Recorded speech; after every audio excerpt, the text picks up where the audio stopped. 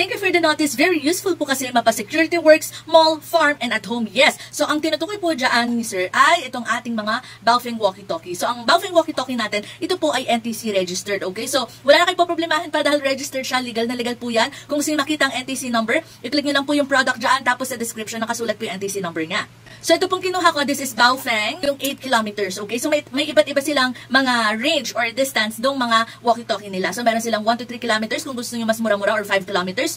Kung gusto nyo din naman katulad ko, 8 kilometers. Tapos, meron din silang 20 kilometers. So, ilalagay ko dyan sa yellow basket yung iba't ibang klase ng kanilang mga walkie-talkie. So, may option din pala kayo dito ha kung gusto nyo ng isang piraso lang, kung dalawa, set of 4 or set of 10. So, kayo na ang bahalang mamili dyan. Pag kayo ay bumili nito, may kasama na po yung charger dock, which is yung ganito. At huwag kayong mag-alala, kung sakali man na maiwan nyo po ito, ang ating mismong walkie-talkie ay de-charge na rin po siya mismo. So, Type-C lang po ito. So, kahit sa power bank, pwede nyo po itong gamitin or i-charge. So, pwede pa sa two-way radio na to, ito din po ay merong flashlight at meron din po itong FM radio. So, just in case sa gubag ninyo, wala pa kayong mga radyo, malaking tulong na meron kayong walkie-talkie for communication and at the same time, magagamit nyo din siya as radio. So, ayan, ilalagay sa yellow basket, i-check out nyo na. For more information, pwede po kayo mag-direct kay seller sa Baofeng, ang kanilang shop, or mag-comment po kayo sa aking video na try natin sagutin. So, ayan, check out na!